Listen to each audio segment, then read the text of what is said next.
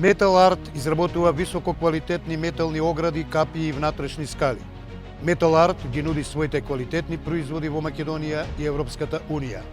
Веќе 20 години користиме софистицирана технологија и нудиме европски квалитет со македонски цени. Стапете во контакт со нас за да добиете понуда која ќе ги задоволи вашите потреби. Metal Art. Поздрав до сите вас кои не следите на каналот, македонскиот канал Нов Асном. Во склопот на нашиот канал ние имаме серијал наречен Глаголица. И идејата на Глаголица е да се дискутираат теми со голема слобода, без ограничување. А кога се работи за глаголицата, еден од најдобрите стручњаци и познавачи на истата е академик Ѓорги Поп Атанасов. Денеска се наоѓаме во неговиот кабинет и токму да говориме, да збориме за глаголицата. Добар ден. Добар ден. Академик, како сте? Па одлично. За сега одлично. Драго ми е дека сте одлично. Овој прекрасен ден денеска и благодарам што не угостивте овдека во вашиот кабинет. Кажете ми, вие сте одличен познавач на глаголицата. Кажете ми што е интересно за нашите гледачи, што мислите вие дека е интересно за истата. Сега глаголицата кај нас, посебно во Македонија, не е добро проучена.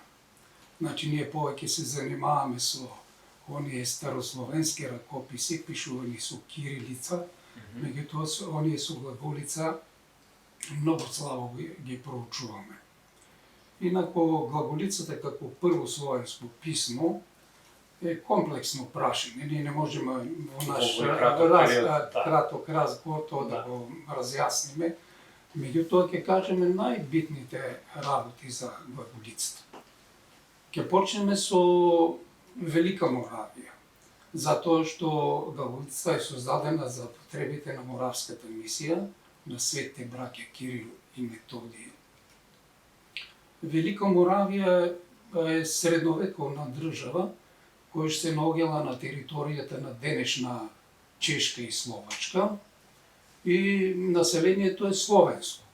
Не е било христијанизирано. Таму доаѓале мисионери од Германија, германски мисионери да проповедаат христијанството, меѓутоа го проповедаат на германски јазик или на латински јазик. Населението таму кое што треба да се христијанизира не го разбира тој јазик. И тоа многу тешко оде. Затоа овој великоморавски кнез Ростислав се обратил до византискиот император Михаил III да му испрати мисионери кои што го знаат словенскиот јазик, за да може населението кој се проповеда за христијанството да може тие тоа да го разберат. Овој императорот Михаил III ги одбрал за таа моравска мисија светите браќа Кирил и Методиј, кои што се од Солун и кои што добро го знаеле не само грчкиот јазик, туку го знаеле и словенскиот јазик. Дејќи ако не во Солун, во околината на Солун, тоа било се словенско население и тие од тоа население го научиле добро и словенскиот јазик. Значи, кога ги одбрал за таа мисија, прво што требало да направат, требало да смислат писмо, азбука. Или затоа што тие западни словени во Велика Моравија немале азбука, немале писменост. Така Свети Кирил, разоснова на гласовниот систем на јужномакедонските диалектни говори, составил азбука.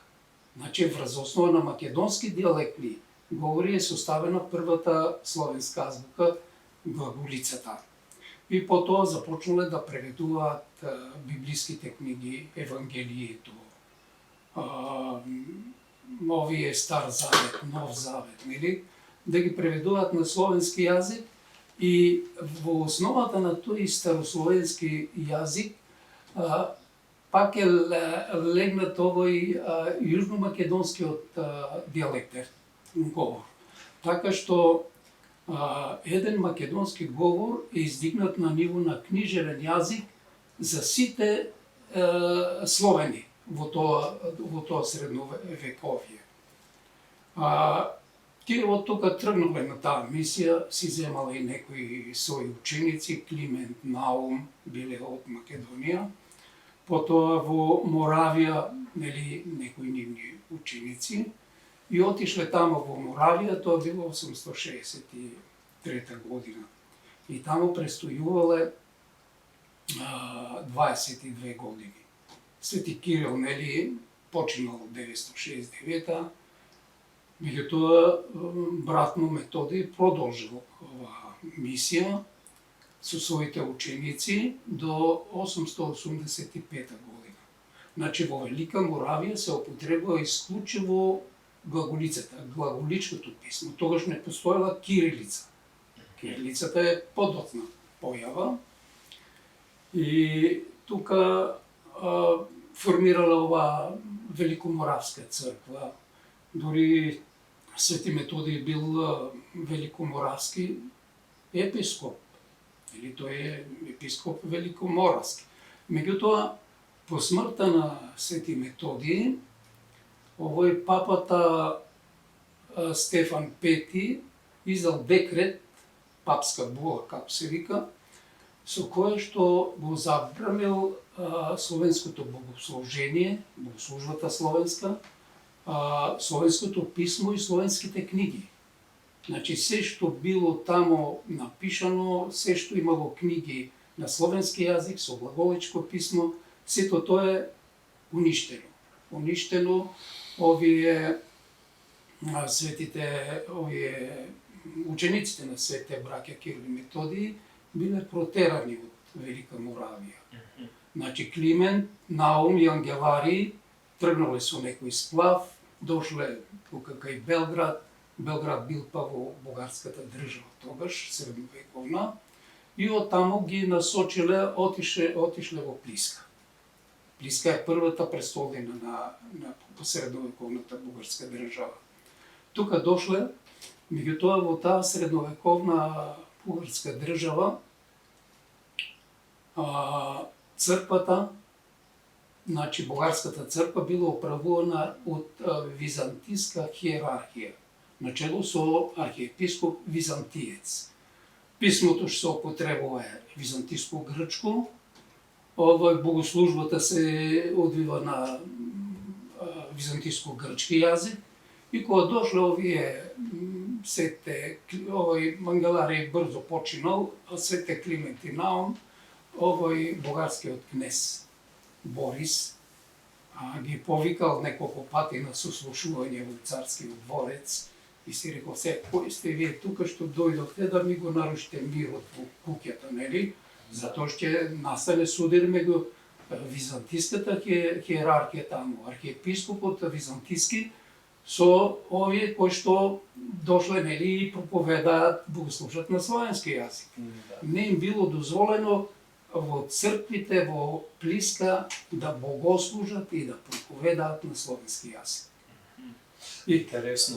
А колку време се задржува глаголицата во Моравија?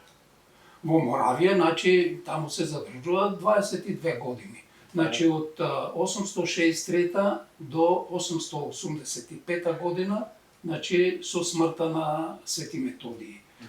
Значи, а потоа веќе тие, нели, доаѓаат навамо. Да. И тука... Дали распространуваат глаголицата на овие простори? Каде? Во средно...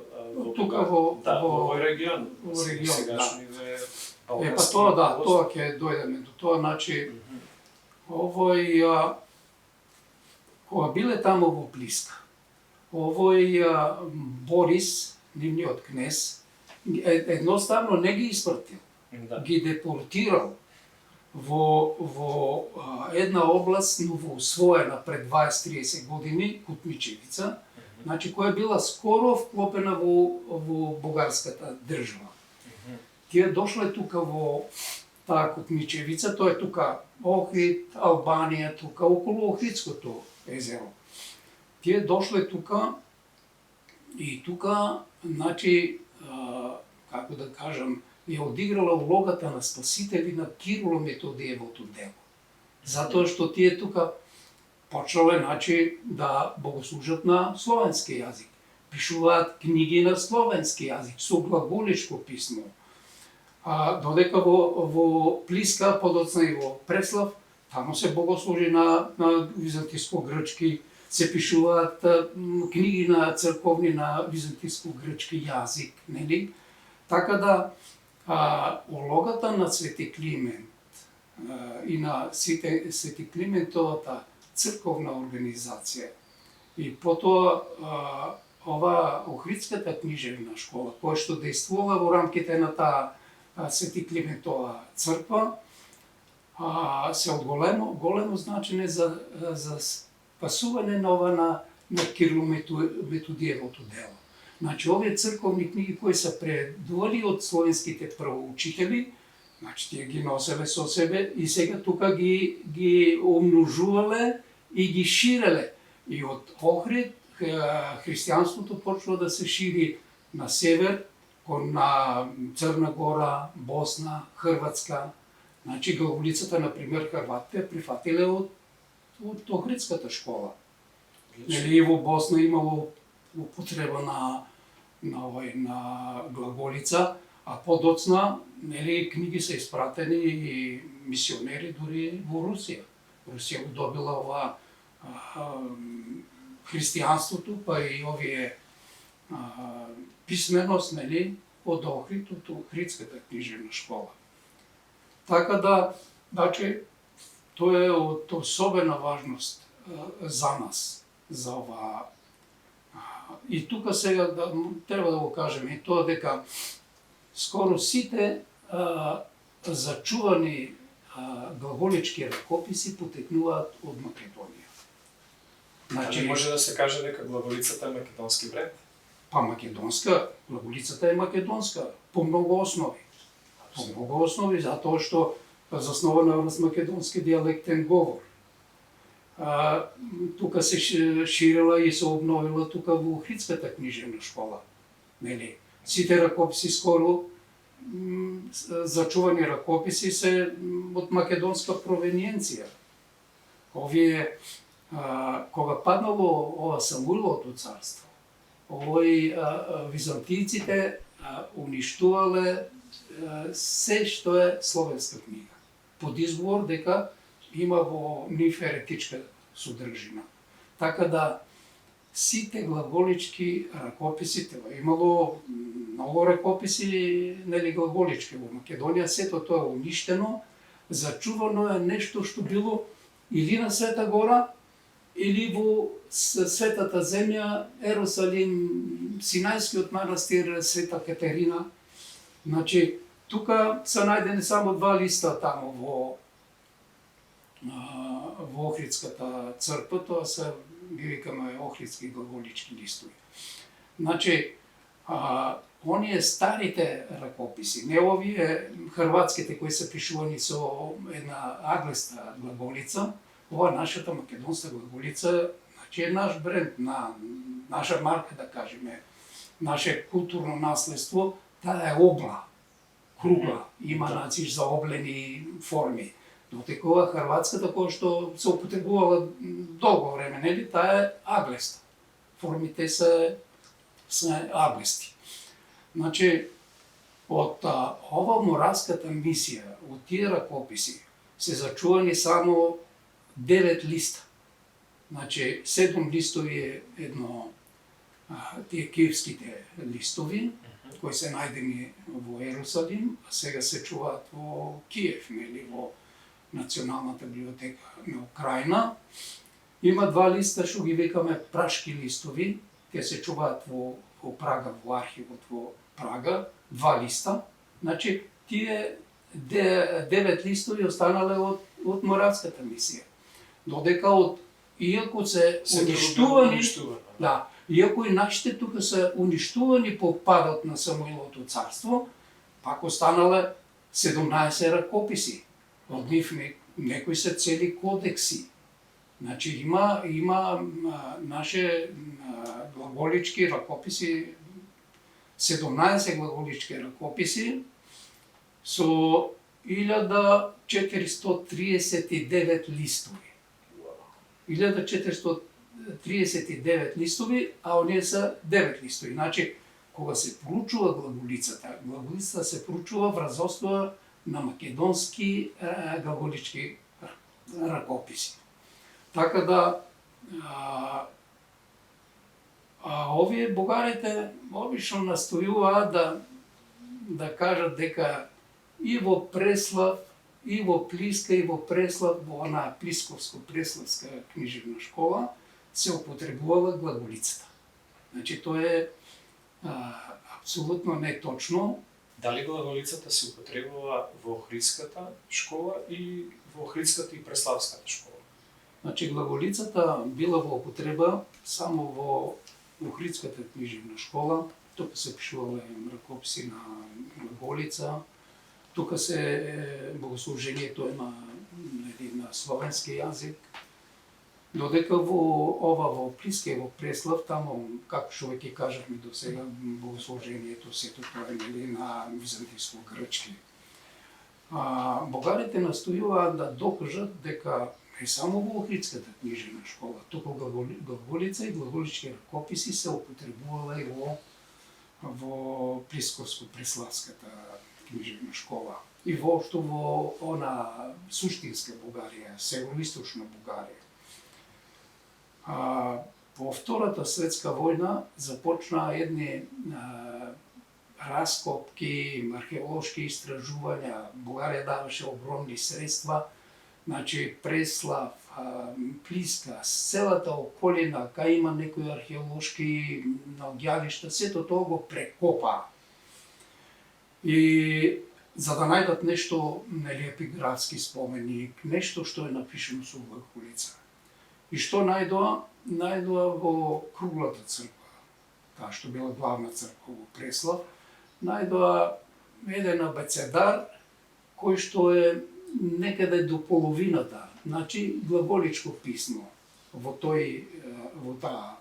Меѓутоа тие искупување ги прави Крстјо Мијатев, академик Крстјо Мијатев. И тој самиот вели дека бидејќи тоа било во тоа не е црквата да постои, тоа било во земја, тие копат тамо и наоѓаат зидови. И вели вика ние ќе видиме некаде некое како крукче или нешто направено и речеме тоа е таа буква.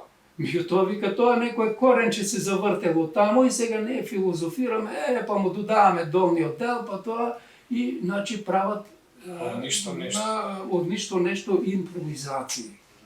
Може и некаде да се случило да има, да речеме, има еден манастир тамо, 4 букви нашле, па и тие не се сигурни. На друго место нашле врз некоја керамика некоја бука која личи на глаголица. Мислам дека сето тоа е исклучително така намерно, или да не кажам злонамерно, за да се покаже дека глаголицата се употребува и во Преслав и во Плиска. Значи тамо глаголицата не се употребувало.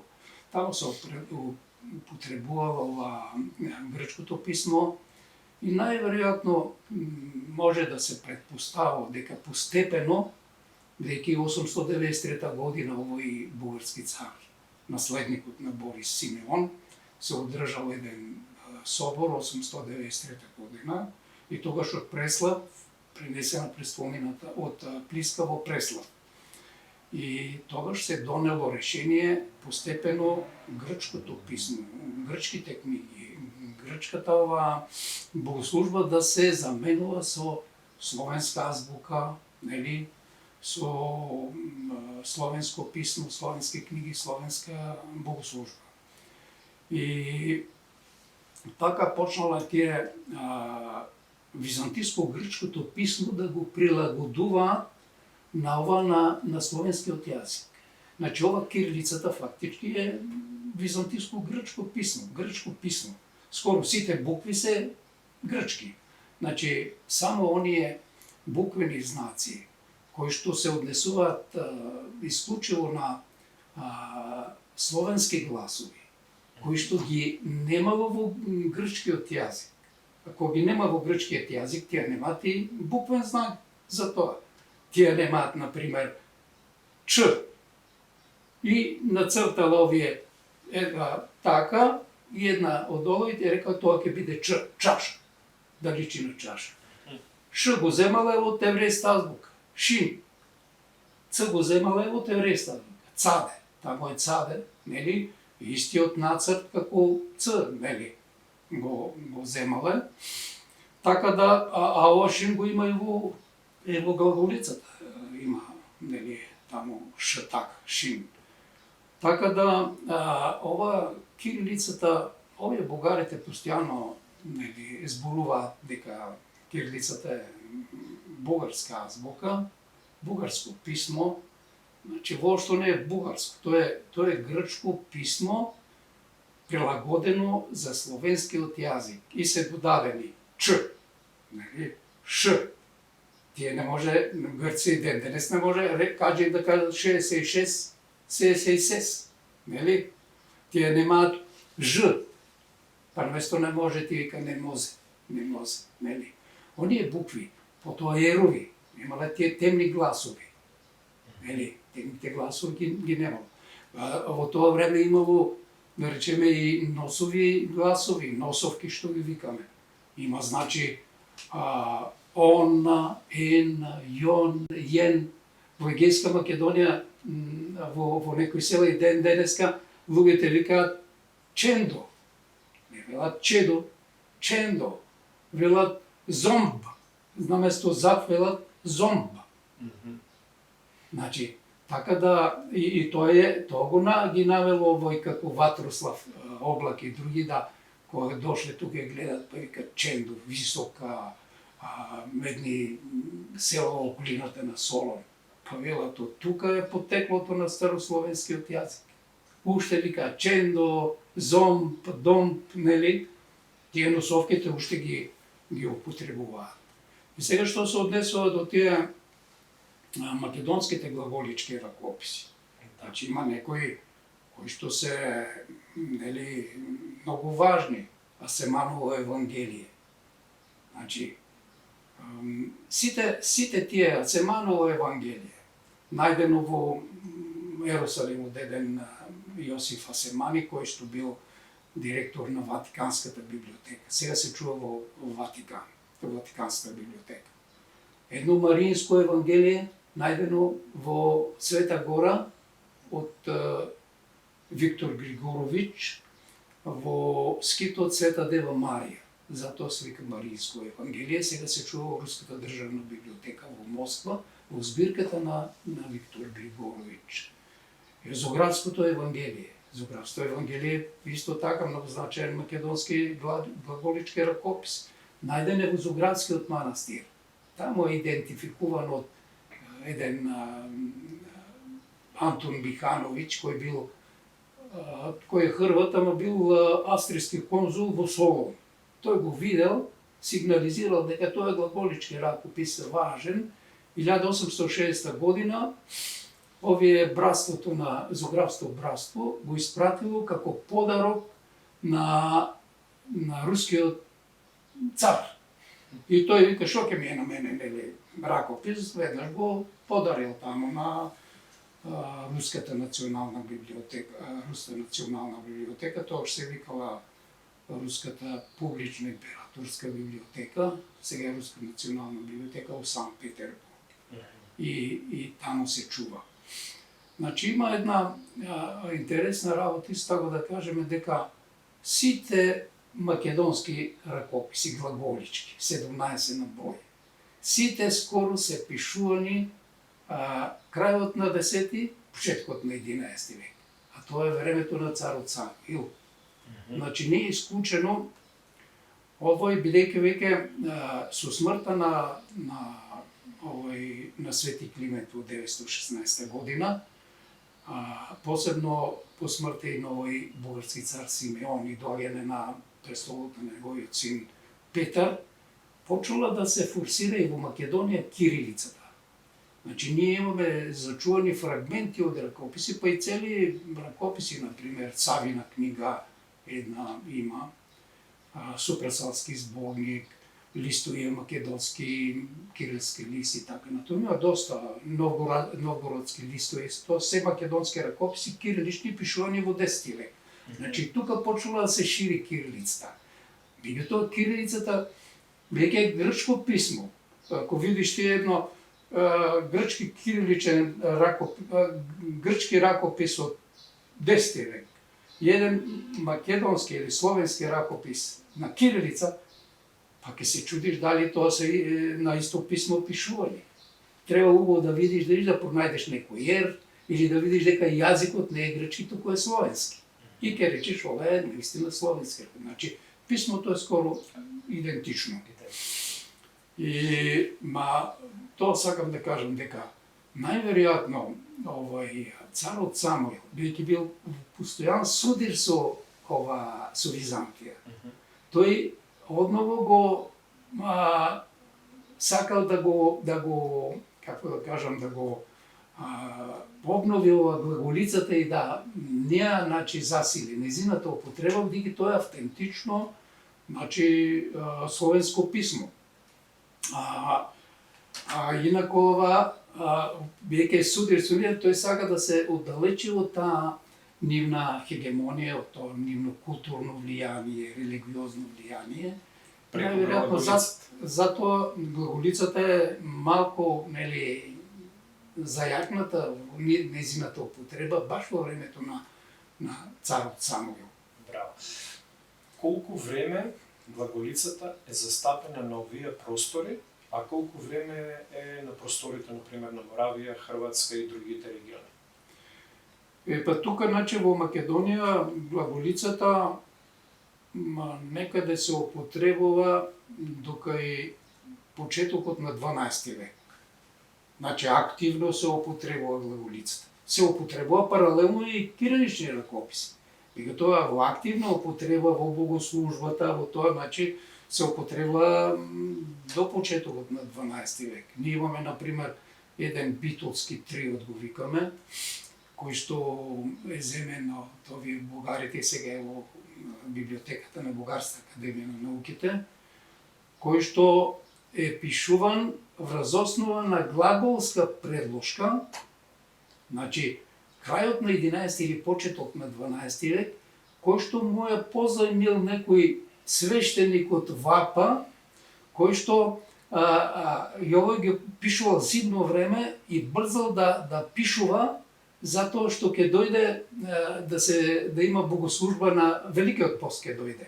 И ќе треба да го врати триодот на овој попот од Вапа, за да си одвива службата, да си нели на тој глаголички ракопис.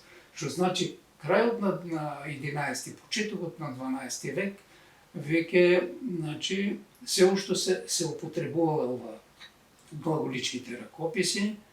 Подоцна има некаде некој запис, например, некој сака да се покаже дека е многу учен, па ќе напише некој запис со глаголица. Или некој пат ги употребуваат глаголицата како тајнопис. Кога веќе е малку познато писмо, веќе кирилицата се наложила, кој ќе напишеш нешто на глаголица, тоа ти е како тајнопис. Ако сакаш некој да го критикуваш или да напишеш нешто што на некој нема да му се допадне. Значи, кај нас, до кај почетокот на 12 век, додека во Хрватска се употребува глаголицата дури до 19 век. Да, таму има ракописи глаголички, ама тие се овие посебна хрватска глаголица аглеста. Зачувани се само 6 листа, стари од старите овие хрватски глаголички ракописи од 12 век. Тој е еден Михановичеви листови,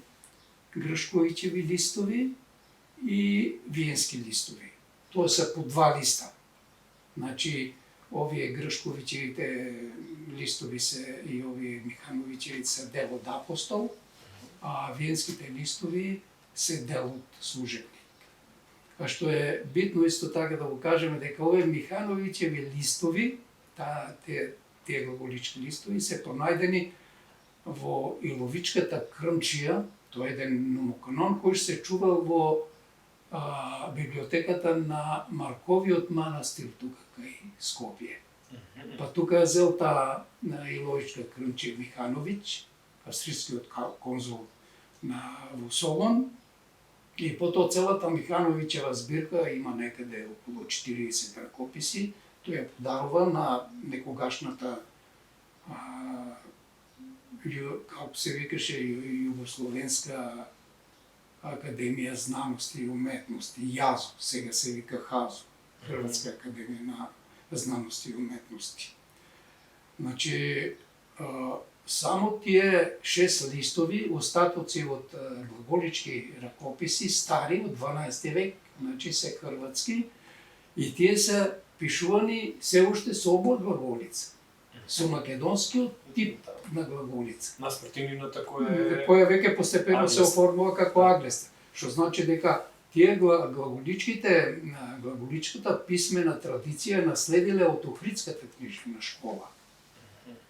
Тука се пренесувале, овој царот Самуил владеел, неговата држава била огромна, тој владеел територија скоро до Хрватска горе. Па тука до Романија денешна граничел со Русија, со Киевска Русија граничел. Така да Харватите, значи, наследиле глаголицата од Македонија, од Охридската книжевна школа. И за крај, која е заблудата за глаголицата? Има ли некоја заблуда која има едно размислување, не е така? Сега заблуди секогаш има. За заблуди секогаш има. Заблуди има тоа што некој вела дека кирилицата е автентичното прво словенско писмо и долго време во науката се спорело околу тоа. Сега глаголицата ли е прва или она кирилицата? Меѓутоа след така сериозни научни истражувања станало јасно дека никогаш немаме, например, глаголички ракопис да е пишуван од ова кирилична предложка. Предложка значи гледа кириличен ракопис и тука пишува на глаголица. И ќе допушти некоја кирилична буква тука не внимавајќи. А ние имаме многу кирилични ракописи, македонски, кои што се пишувало и препишувало книгата од глаголички ракописи, по некој време заборавил дека треба да транскрибира на кирилица и си продолжили пола страна му отишла на глаголица. Да. Така имаме ние еден охридски апостол од 12 век, охридски апостол, тој сега се чува Григорович го зел од соборната црква Свети Климент од Охрид и сега во Москва, во државната библиотека се чува. Има на неколку места, значи цели пасоси, пола страна кирилица, имаме глаголица. А има повеќе такви ракописи, овој битолски тривот исто така. Има дори записи напишани со глаголица, битолскиот тривот. Имаме еден Шафариков тривот, исто така има пасоси напишани со глаголица, така да станало јасно дека апсолутно веќе нема тука дилема, дека автентичното, првото словенско писмо е глаголицата, составено е од Свети Кирил за потребите на Моравската мисија и патувањето е, значи, глаголицата тргнува од Македонија, минува преку Моравија и пак се враќа во Македонија. И тука, веќе се употребува 886 година дошол овој Климент во Македонија, тука, Ако 886, значи 10 и 11, тоа се значи повеќе од 2 века во Македонија се употребува глаголичко писмо. И нели за црковни книги и се употребувале нели паралелно и кирилицата и така до ден денес. Кој е односот на државните наши институции кон глаголицата и историските списи и написи? Ние не ја проучувавме многу глаголицата и кај нас во Македонија, затоа што за да пишуваш нешто од некоја статија да напишеш, која да е посветена на некој глаголички ракопис, ти треба да даваш тамо примери од тој глаголички ракопис. Треба да е напишено со глаголица. Ние ќе напишеме некоја статија со кирилица, па во Нова Македонија, тамо кај што одеме, почитарите викаат, па не можеме ние тоа да го направиме, дај напишите го вие со рака, па ние ќе го тука снимиме, па ќе го тамо вклопиме и така натаму. Значи имаше некои технички проблеми. Освен тоа, глаголицата да проучуваш е малку по-комплицирано. Малку по-комплицирано е. Тамо треба да навлезеш во тоа писмо. Има врзани букви, има скратени зборови. Например, напишани 3 букви, а зборот е од 7 букви. Треба да го прочиташ, да го видиш, да ги проучиш овие лигатури.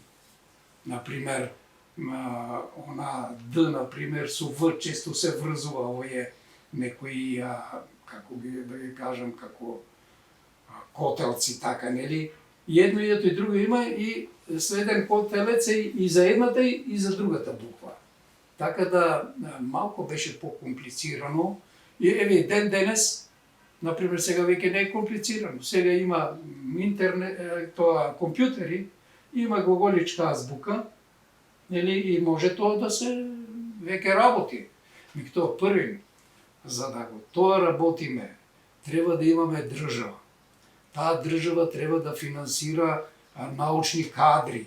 Тие научни кадри треба да идат на специализација во центри кај што таа проблематика ја добро знаат. И кога ќе дојдат тука, тоа да бидат оформени стручњаци, тие да ги предаваат овие нели искуства на помладо поколение. Јас, например, работев во Институт за македонска литература и се пензионира од 2005 2023 година ставиле некој на моје место и тоа кој што нема врска со таа проблематика. Така да, значи, ние немаме држава, бугарите, например, се држава. Тие, значи, знаат кај да финансираат. Нели? Ние треба да финансира, такова, еве, например, библиотеката, нашата НУП. Нема археографско одделение. Во Европа, на Балканот, никаде нема национална библиотека која што да нема археографско одделение, која што да проучува старословенските ракописи. Има едно дете таму, тоа не се баш разбира тие работи. И јас сум пишувал елаборат како да се формира тамо одделение. Треба минимум 3 се примат, па ние повозрастните кои имаме некој искуство да го пренесеме на нив.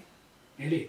Да. И да може, тоа е просто недопустливо да нема ние, значи, Националната библиотека, луѓе кои се разбираат од старословенски ракописи. Јас кога овој беше таму директор на архивот, Зоран Тодоровски, и тие имаат збирка со ракописи старословенски, и дошла една бугарка таму и нема кој да го најде ракописот.